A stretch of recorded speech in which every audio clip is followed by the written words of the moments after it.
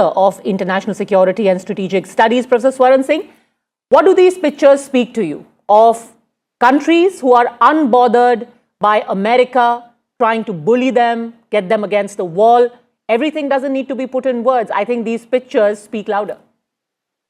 I've been hearing your conversation, and you have already beautifully interpreted the warmth, bonhomie, the camaraderie which is being projected. And these leaders are fully aware that these pictures are going to go global in that sense, and the world is going to watch their the body language very clearly.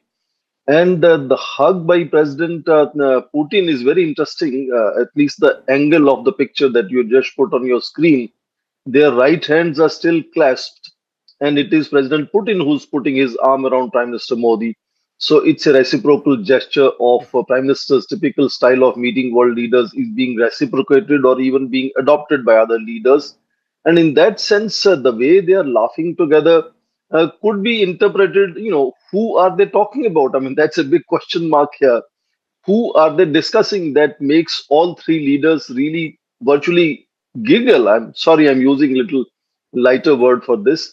And that body language is setting the tone for what is going to follow in the meetings today, and what we might see in terms of Tianjin declaration. Already, Shanghai Cooperation Organization has both expanded in numbers but also expanded its agenda over years. It's gone way beyond focusing only on energy security and the separatism, extremism, terrorism issues. Yeah. It talks about geopolitics. It has become a platform, and in fact, it's a kind of a geopolitical salience which is suddenly catapulting during these last few months. And that is where I think these pictures are really, really communicating. And these leaders, other than speaking to themselves, I think also speaking to several other leaders around the world. President Trump would be someone who will be trying to interpret as to what are they talking and what makes them laugh aloud, and who is the kind of center of that conversation. And I agree with you. I think it's not just Peter Navarro. We could expect a direct response from President Trump himself, who will go on. Hold on for a second. We'll come back to you in a moment, Professor. Message. This is a strong message going to Pakistan at a time when it's trying. He got ignored. Yeah. Let's put that picture back. Shehbaz, the Shehbaz picture. Yeah. Professor Swaran Singh, what do you make of this picture? I mean, there are no grays in this for Shehbaz Sharif giving a side eye to Putin and Modi as they walk past. And nobody, yesterday an extended hand was given a cold shoulder, and today they literally walk past him as if he didn't exist there. Yeah, thanks. We paused it over there. Shiv, your thoughts? Professor Swaran Singh?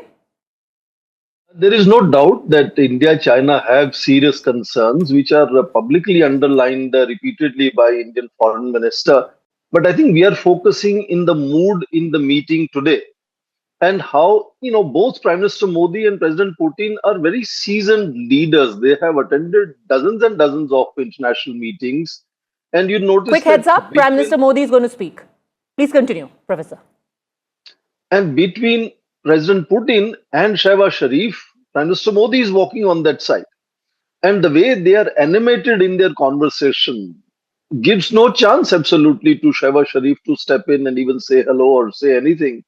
And to some extent, yes, that may also be the message that President Putin is trying to communicate. Both of them know the body language, what it means, how it is going to be interpreted. This is they are not new to this. And therefore, despite challenges, I agree with Vishnu, there are challenges in all three relationships. But what is the message that they are trying to give? Because the Prime Minister is Jairam Ramesh tweet, is it? Yeah, that's right. So that is the nature of politics we have. It's almost like Professor Swaran Singh. It's a knee-jerk reaction. It's damned if you do, damned if you don't. When you had a chill, that was capitulating before China. Now when you have some kind of thaw, that also is capitulating. But seriously speaking, when, saying that both India and China are victims of terrorism, do you think that India has capitulated in saying that?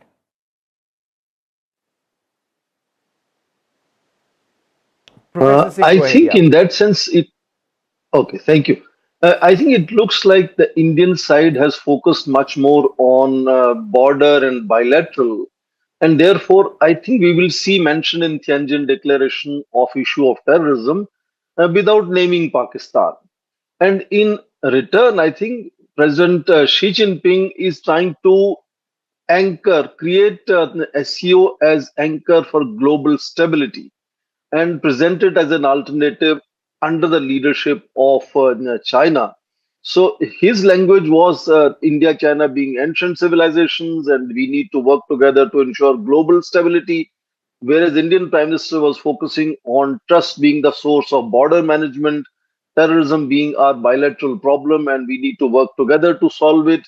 So that kind of give and take, I think, is already visible, and we will see terrorism definitely mentioned in Tianjin Declaration. Uh, but it, as I said, will not mention Pakistan. It will not maybe spend several paragraphs. As sometimes earlier, the SCO summit meetings have addressed terrorism in a greater detail.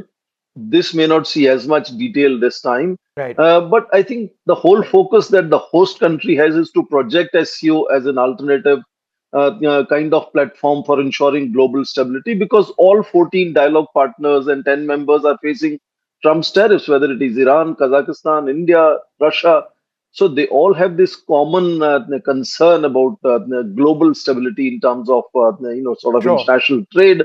China is world's largest trading country, so they are as a host trying to push it in that direction. Professor Singh, just give me a second. And Shiv and Padmaja, I've just gone through this Jairam Ramesh tweet.